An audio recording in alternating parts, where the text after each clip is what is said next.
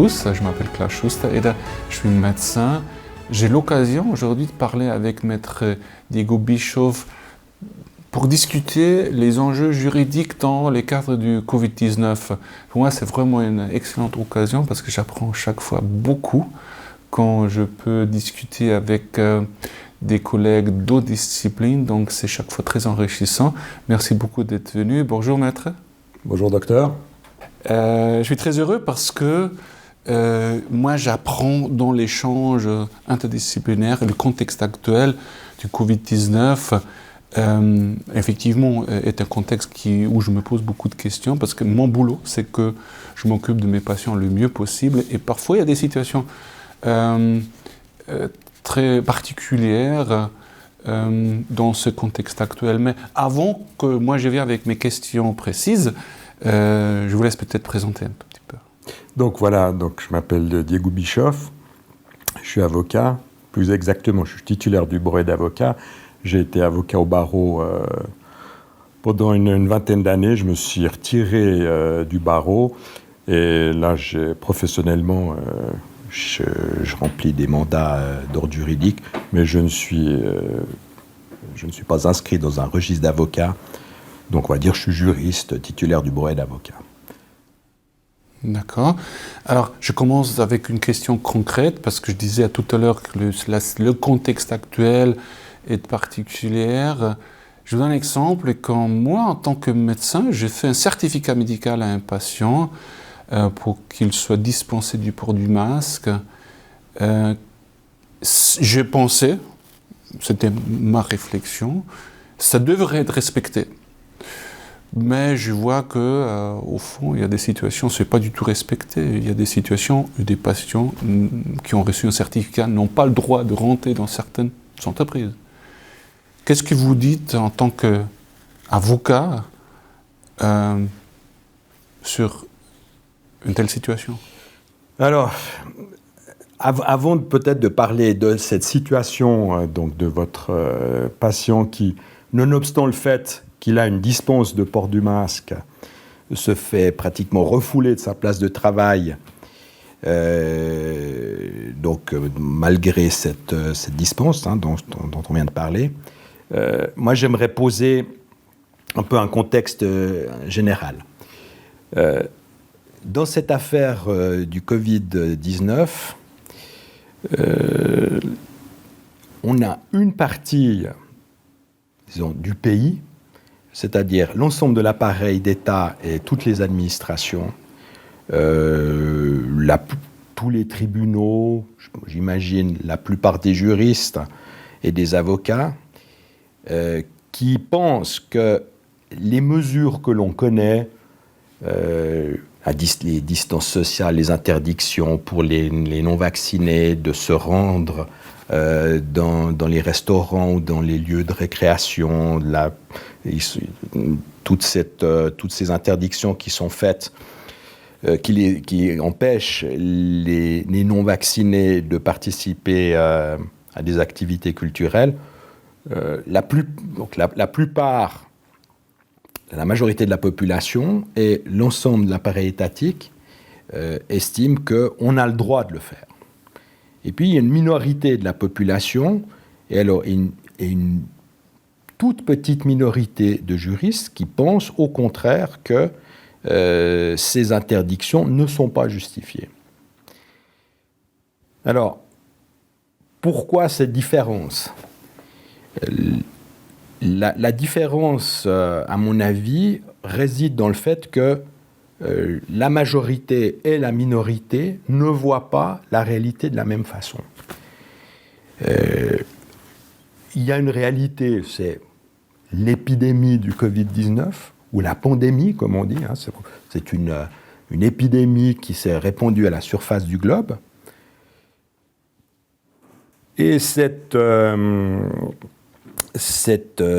épidémie, pour la majorité des gens, pour l'ensemble des autorités de ce pays, est un fléau très dangereux. C'est une calamité qui nécessite de prendre des mesures très très vigoureuses, d'intervenir dans pratiquement tous les secteurs de la société. et donc de restreindre très fortement notamment les libertés individuelles. Les gens de la minorité dont je suis, nous disons, certes, il y a ce problème du Covid-19, c'est une épidémie, mais il n'a pas une gravité telle que les mesures qui ont été prises depuis 2 ans, qui ne semblent pas devoir s'arrêter, donc la gravité n'est pas telle que ces restrictions soient justifiées. Donc il y a vraiment la racine, disons, du divorce ou de l'opposition entre la majorité et la minorité, c'est une question d'appréciation de fait. Oui, ce n'est pas bénin, on ne le pense pas, mais c'est loin d'être une calamité biblique, comme on a l'impression, c'est pratiquement le message qui est colporté, qui est martelé jour après jour dans les médias. Alors, ça c'est notre perception, et pour en revenir à l'exemple que vous dites, de notre point de vue, quand on sait que la majorité voit la réalité d'une manière aussi sombre, aussi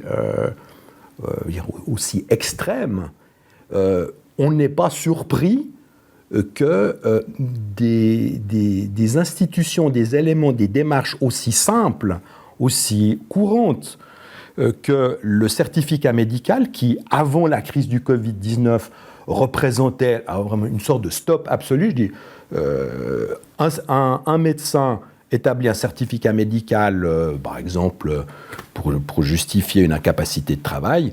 La plupart du temps, ce n'était pas remis en question. Ou dans d'autres secteurs de la vie sociale, s'il y a une obligation de faire, je sais pas, d'avoir telle ou telle activité ou de déployer telle ou telle, je sais pas, accomplir telle ou telle prestation, et que un médecin disait non, cet homme-là ou cette femme-là ne peut pas le faire pour des raisons médicales, c'était une raison valable de dispenser la personne d'accomplir l'acte qu'elle dit justement ne pas pouvoir faire. Donc on est dans une situation où des démarches, enfin des situations de vie tout à fait anormales se multiplient. Et cette personne qui est refoulée par l'employeur sur sa place de travail et qui risque, par exemple, qui peut être menacée de renvoi ou de licenciement, à certains recours prévus par le droit sur la législation sur le droit du travail, le code des obligations. Bon, je trouve que la situation en Suisse est relativement légère. J'observe un petit peu ce qui se passe dans d'autres pays, Autriche, Allemagne et France. Et j'étais même dans certains de ces pays récemment, et là j'ai aussi observé des gens sans masque. Donc il y avait dans la population, je trouve, un comportement beaucoup plus surveillant par rapport au port du masque dans leur entourage. Mais en général, je dirais, quand un médecin établit un certificat médical, il va faire ses réflexions, il va avoir des arguments, ça peut être psychique, ça peut être somatique, et c'est un certificat qui est même, en contexte d'épidémie, un certificat valable. Oui, c'est-à-dire sur le plan strictement médical, lorsqu'il établit le certificat, il affirme que son patient ne peut pas porter le masque, si c'est une question de masque. Voilà, il dit voilà. Sur un plan strictement médical, cet homme ou cette femme ou cet enfant ne peut pas porter le masque.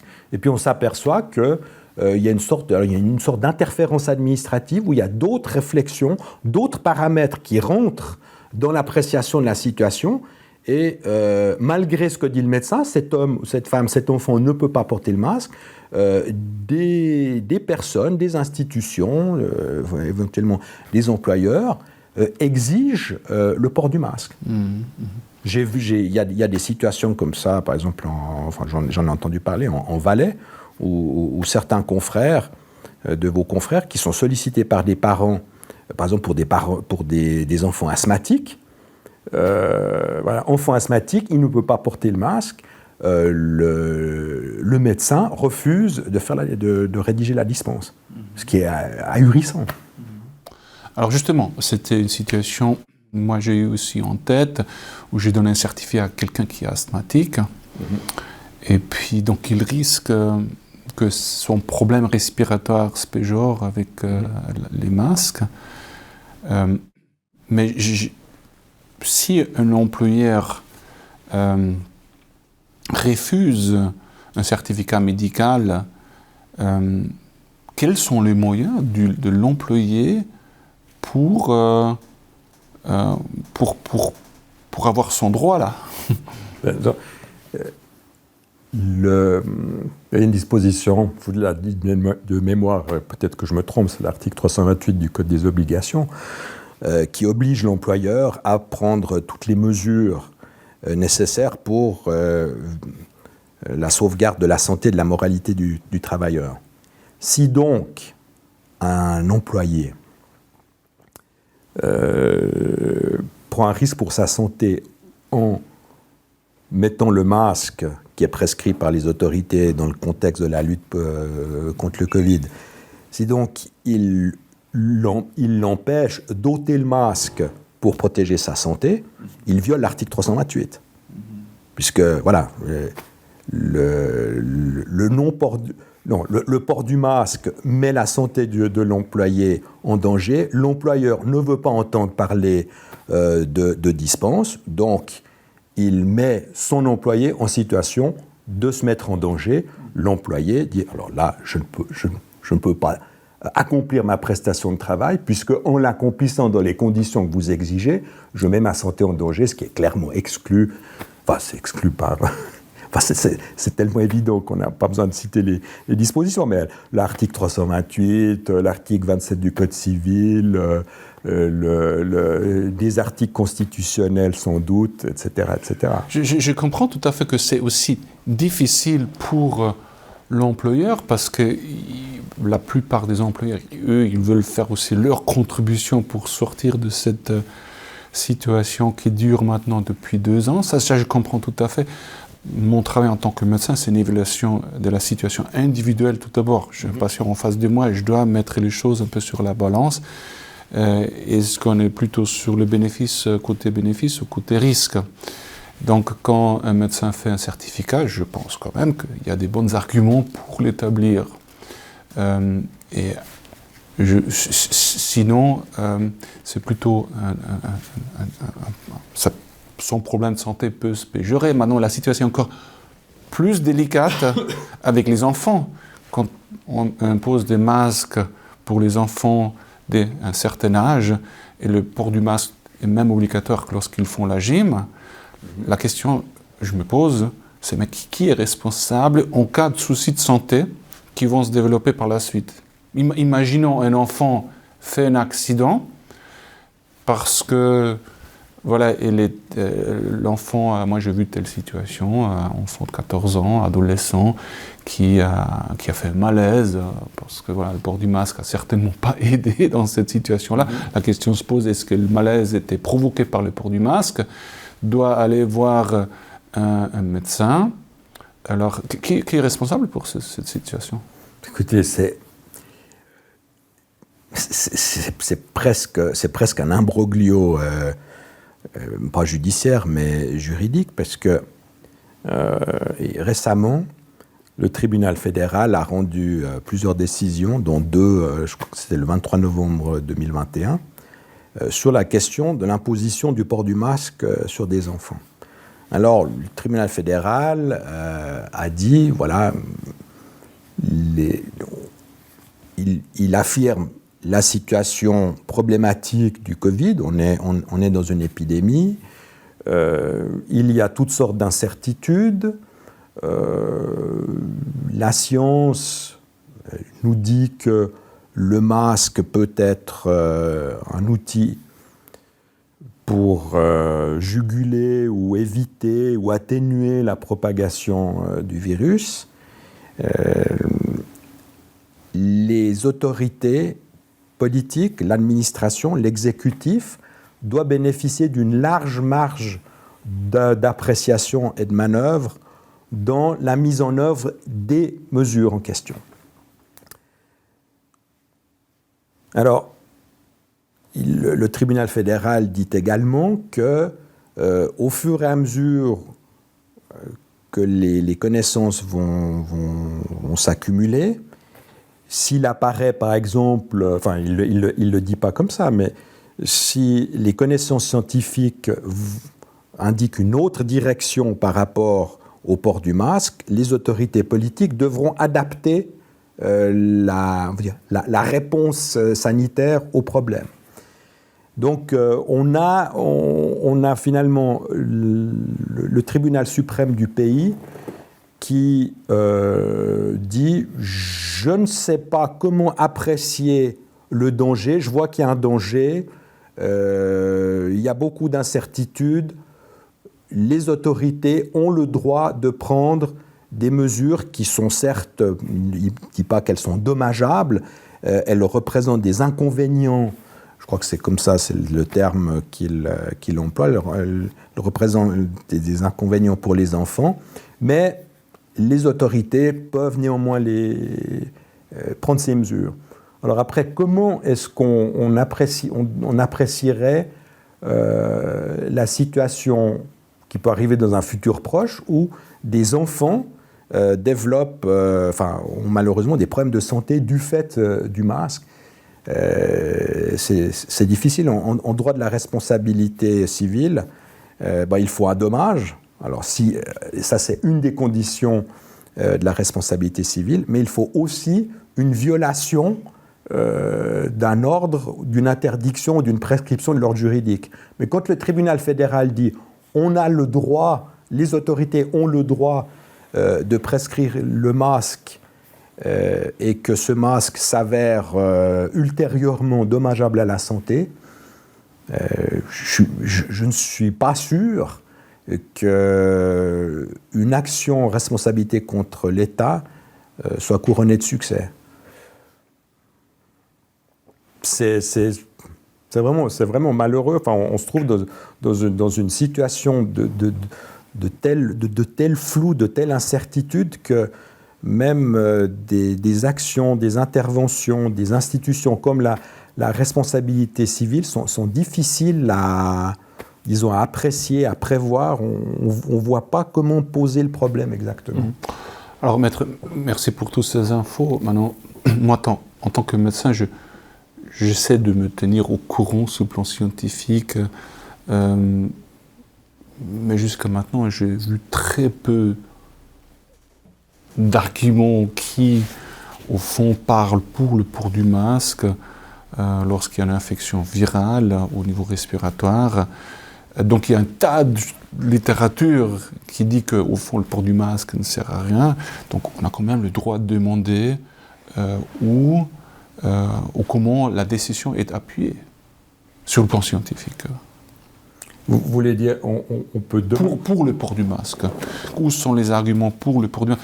Parce que c'est aussi le patient, ce qu'il demande des patients. C'est-à-dire le patient, il dit, mais il y a plein de patients qui sont très contents avec le masque. Je pense, là, il faut absolument...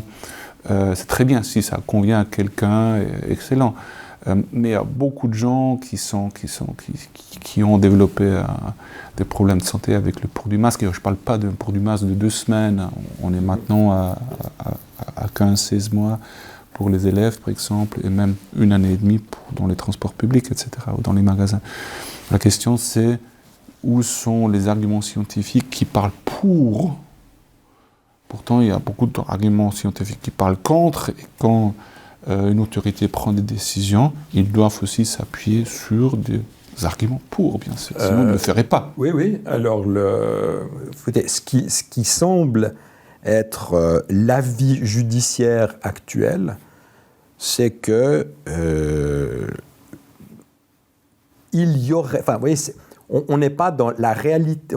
J'ai pas l'impression que les tribunaux on fait un examen précis en disant, écoutez, voilà, nous sommes plongés dans la littérature médicale et selon l'étude ABCD, le port du masque est une mesure valable. Et certes, il y a des contradicteurs qui disent le contraire. D'après les sources que nous avons consultées, il y a certes controverses, mais on ne peut en tout cas pas affirmer que imposer le port du masque soit une mesure nuisible à la santé. Il n'y a pas... Ce que j'ai lu du tribunal fédéral, c'est qu'il affirme que, sans le dire très précisément, qu'en l'état de la science, ce n'est pas contre-indiqué. Maintenant, moi, je me suis posé la même question. Je dis, mais comment est-ce que le point de vue scientifique sur non seulement l'inutilité, mais la nocivité du masque va être exprimé et va sembler convaincant à l'autorité judiciaire. Mmh. Et là, moi, ce que je vois, c'est qu'il y a une sorte de guerre au sein, disons, du monde médical. Il y a une partie très majoritaire, semble-t-il, du monde médical, des médecins, des professeurs, des facultés, des autorités sanitaires, de la task force, enfin, j'en passe et des meilleurs, qui nous disent non, c'est établi, ils l'affirment. Moi, je suis pas médecin. Je ne vois pas beaucoup de littérature médicale qui étaye ce point de vue. Et puis, il y a une partie minoritaire du monde médical qui dit le contraire et qui semble s'appuyer sur des sources quand même assez consistantes. Étonnamment, et je dirais malheureusement ou tragiquement, la minorité qui peut-être dispose des meilleurs arguments scientifiques ne parvient pas à faire triompher son point de vue. Mmh. Oui, maître, moi je suis assez frontal avec mes questions. Le but, c'est de donner un maximum d'informations aux personnes qui nous écoutent. Maintenant, parlons peut-être un petit peu aussi des vaccins. J'aimerais aussi vous donner un cas concret, parce que je me pose souvent la question de la responsabilité. Que moi, je fais une ordonnance où je donne une orientation, j'ai une certaine responsabilité. Mmh. Et puis, j'ai eu un patient qui est venu, 30 ans, qui a eu, après la première injection, un état fébrile à 38 degrés, 39, puis ça monte jusqu'à 40 pendant presque une semaine. Et puis, j'ai eu la forte suspicion que c'était en lien avec l'injection pour le Covid. Donc, voilà, je le suivis. Et puis, la question se posait, voilà, il fallait faire la deuxième injection. Mais docteur, est-ce que vous me conseillez de faire la deuxième injection? Et j'ai dit, écoutez, il y a quand même, voilà, un jour après l'injection, vous tombez malade avec la fièvre. Donc, il y a la forte suspicion qu'il y a un lien. Moi, je vous déconseille. Et puis, j'ai dit, mais écrivez à l'office du médecin cantonal pour obtenir des orientations. Et l'orientation était très claire, il faut faire la deuxième injection si vous voulez avoir un pass Covid. Et puis, j'ai téléphoné avec les collègues. Excusez-moi, je vous interromps, mais que le médecin cantonal a dit, si vous voulez un pass Covid, faites la deuxième injection. Mais ce n'est pas la question. La question, c'est de savoir si c'est médicalement pertinent de prendre la deuxième injection. C'était ça la question. La question était absolument ça.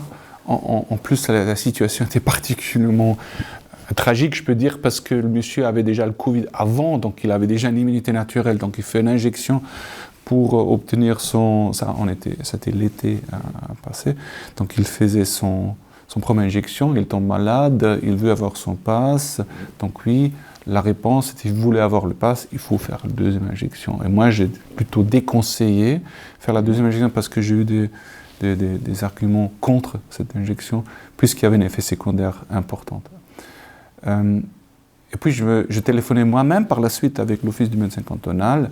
Un monsieur très sympa m'a répondu, effectivement, alors si ce monsieur, malgré les effets secondaires éventuels en lien avec les injections, veut avoir son passe, il doit faire la deuxième injection. C'est les orientations de l'OFSP. Je vous comprends, chers collègues, il pense à moi, je comprends vos réflexions, mais l'orientation de l'OFSP est très claire, il faut le faire.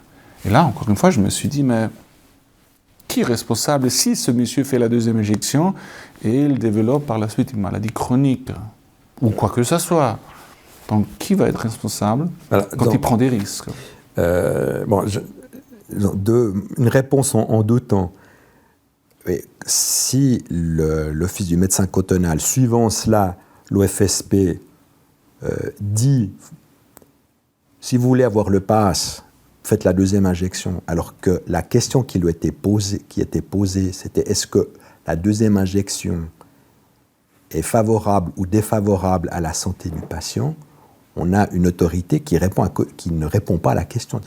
Elle ne se pose, malgré qu'on évoque une situation d'ordre médical, elle répond en termes administratifs. Alors, je dois rajouter un détail, parce que moi je lui faisais un certificat médical qu'une deuxième injection, dans ce contexte particulier, est à mon avis contre-indiquée.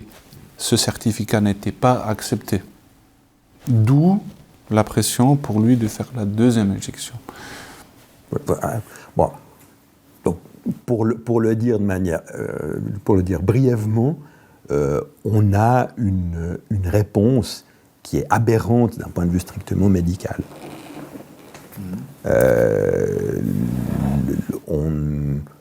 Il semble que la réflexion qui est nourrie consiste uniquement à associer la vaccination à la délivrance d'une autorisation. Enfin, le pass médical, c'est une autorisation de se déplacer. Disons quand même les choses clairement. Le médecin dit c'est pas bon pour la santé de mon patient. L'autorité dit s'il veut se déplacer, il faut qu'il prenne l'injection. C'est un dialogue de sourds. Bon, premier élément de réponse. Deuxième élément de réponse, qui prend la responsabilité? Du point de vue de l'État, il y a une responsabilité des autorités fédérales, disons de la Confédération ou des cantons, pour des vaccinations qui sont recommandées ou prescrites. Donc s'il y a des dommages à la santé, invalidité, mort, maladie, que sais-je, on est dans un cas de responsabilité civile. Donc le cas est prévu dans la loi sur les épidémies autour des articles 60, 64, 65, mais peu importe. Le chef de responsabilité pour une vaccination qui a des effets délétères sur la santé des personnes qui se sont fait injecter le produit, alors là, la responsabilité civile est établie. Disons, le point d'accroche dans la législation pour fonder une responsabilité civile existe. Ça, c'est écrit noir sur blanc dans la loi. Qu'est-ce que ça veut dire? Et puis, j'ai pas encore parlé de la responsabilité des médecins. Qu'est-ce que ça veut dire la responsabilité civile s'applique? C'est-à-dire, quelle est la responsabilité du patient dans un tel cas, ou quelle est la responsabilité de l'État? Donc, moi, j'en sais rien de tout ce qui est loi. Qu'est-ce que ça veut dire la responsabilité civile s'applique? Non, la responsabilité civile, disons, ça veut dire, en d'autres termes, c'est l'obligation pour l'auteur d'un dommage de réparer les conséquences du dommage. Bon, mais alors, les patients doivent signer un consentement. Je donne un exemple. Si vous faites du ski hors piste et que vous déclenchez une avalanche, les gens blessés ou tués par la chute de l'avalanche, c'est un cas de responsabilité civile. Je comprends. Maintenant, les gens qui se font injecter avec les vaccins contre les SARS-CoV-2, ils signent un consentement éclairé. Donc, ils s'engagent de prendre aussi des risques en cas d'effets secondaires avec leur signature. Alors, s'ils signent un consentement éclairé et que véritablement le médecin les a éclairés sur les risques de l'injection du produit, c'est un produit expérimental à ce stade, donc s'ils ont consenti volontairement, en âme et conscience, et de manière parfaitement lucide à cette injection, effectivement, ils ont... j'ai un petit doute là-dessus, mais ils assument les conséquences éventuellement néfastes de l'injection. Ce qu'on entend de gauche et de droite, c'est que dans beaucoup de cas, le consentement éclairé n'a pas été obtenu. Enfin, moi, j'ai plein d'anecdotes qui me sont racontées. C'est plutôt un ordre de marche. Il faut s'injecter parce que c'est bon pour se protéger du Covid. Et puis, je ne veux pas dire la plupart du temps, mais dans beaucoup de cas, les questions de risque, par exemple, l'information aux patients sur le caractère expérimental du produit et ce que ça signifie, c'est-à-dire vraiment ce qu'un juriste pourrait appeler un consentement éclairé qualifié, comme c'est le cas par exemple pour des traitements de cancer où les médicaments, les traitements standards n'ont pas fonctionné et où, en désespoir de cause, pratiquement, l'oncologue dit, écoutez, il y a cette thérapie en cours d'expérimentation qu'on pourrait vous administrer, mais ça peut être très dangereux, monsieur ou madame, si vous la prenez, c'est à vos risques et périls. Est-ce que vous êtes d'accord ? Je crois pas que c'est ce genre de discours qui est servi habituellement dans cette vaccination de masse qu'on vit en Suisse et ailleurs dans le monde.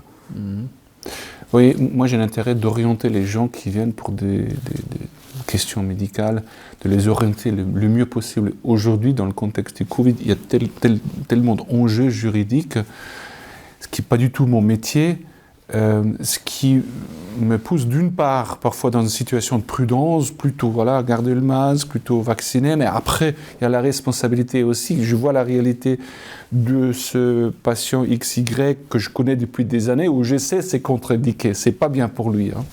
Donc, je pense que ça met beaucoup de médecins dans une situation très pénible, et avec très peu de marge de manœuvre, où finalement, il faut aller et adhérer ce que la majorité fait. Mais ce qui m'a quand même beaucoup étonné, c'est qu'un consentement éclairé peut être signé par un enfant. Je ne sais plus si c'est le cas maintenant, mais il y avait une période l'année passée, ils ont pu signer ça à partir de, sauf erreur, 14 ans, je pense, c'était 14 ans. Oui, 12 ou 14 ans. Ouais. Donc, c'est une décision cantonale fribourgeoise. Alors, c'était quelque chose de cantonal, mais disons 14 ans. Alors, qu'est-ce que vous en pensez ? Écoutez, alors, je pense que c'est une aberration totale. Comment est-ce qu'un enfant, même un adulte, mais disons, prenons un mineur, peut formuler un consentement éclairé pour un produit qui est à un stade expérimental. Ça c'est le premier point. Ensuite, c'est des réflexions. On nous dit, et je crois que c'est une science qui est quand même relativement établie, que le taux de létalité du Covid pour un enfant et un adolescent est sensiblement égal à 0. Alors on est à 3 personnes dans la tranche d'âge de 0 à 19 ans depuis maintenant 23 mois qui sont morts avec un test PCR positif. Ça ne veut pas dire qu'ils sont morts du Covid. Il y avait un test PCR positif. Donc 3 enfants, adolescents si on veut, étaient testés positifs et sont morts avec un test PCR positif. Donc effectivement, c'est extrêmement rare. Mais si j'ai bien compris, maître, un consentement éclairé devrait se faire par un médecin. Est-ce que c'est juste? C'est-à-dire, bon, le consentement éclairé est donné par le patient sur les explications, après que le médecin a donné toutes les explications éclairantes, hein, parce que consentement éclairé, ça veut dire qu'il y a une personne qui éclaire, qui est le médecin, et une personne qui est éclairée, qui est le patient. Là, on parle d'une relation entre le médecin et un mineur. Le mineur, disons, un représentant légal qui est ses parents. Et là, on est dans une situation où une autorité judiciaire, je crois que c'est cette autorité, le tribunal cantonal fribourgeois, si je ne me trompe pas, décrète que l'enfant peut donner son consentement dit éclairé sans l'intervention de ses parents. Moi, ça me paraît totalement aberrant. Mais voilà, des décisions. Enfin, c'est une décision néanmoins. Les décisions rendues qui ne sont pas, qui sont entrées en force, c'est-à-dire qui ne font pas l'objet d'un appel ou d'un recours, à un moment donné deviennent définitives. On ne peut plus les attaquer. Ça devient le contexte juridique, ça a force de loi. C'est une décision qui maintenant régit la vaccination des mineurs. Je le déplore, mais judiciairement, juridiquement, techniquement, d'un point de vue juridico-technique, c'est valable, même si les réflexions qui ont mené à cette décision sont, à mon avis, parfaitement contestables, absurdes et dangereuses finalement pour les enfants, pour les intéressés. C'est l'état du droit. Maître, qu'est-ce qui vous motive de parler si ouvertement? Je ne connais pas beaucoup d'avocats, j'ai été contacté par quelques-uns, et pour moi c'est chaque fois j'apprends chaque fois beaucoup dans l'échange avec les avocats. Mais qu'est-ce qui vous motive de parler si ouvertement? Écoutez, c'est rare. Vous êtes d'accord, il n'y a pas beaucoup de collègues. J'aimerais qu'il soit plus éloquent dans la défense des libertés publiques. J'ai pas de motivation. J'ai pas de motivation particulière. Enfin, je suis un homme libre. La liberté de former des opinions, de les exprimer, garantie par la Constitution. Moi, je suis surpris des pudeurs ou de la timidité de beaucoup de juristes par rapport à ce problème. Je suis dans la minorité. Peut-être que des gens me trouveront... d'ailleurs, certains me l'ont dit, me trouvent tout à fait... je sais pas... pas fou, mais déraisonnable de soutenir ces opinions-là. Les opinions que je forme me paraissent forgées après une délibération relativement raisonnable. C'est-à-dire, je réfléchis à cette question comme je réfléchis à n'importe quel autre problème, notamment professionnel. J'arrive à ces conclusions-là. Ça ne plaît pas à beaucoup de gens, peu m'importe. En tout cas, c'était très intéressant. Je vous remercie beaucoup. J'espère qu'on a l'occasion, encore une autre fois. Merci beaucoup pour l'entretien. Merci, docteur. Bonne soirée.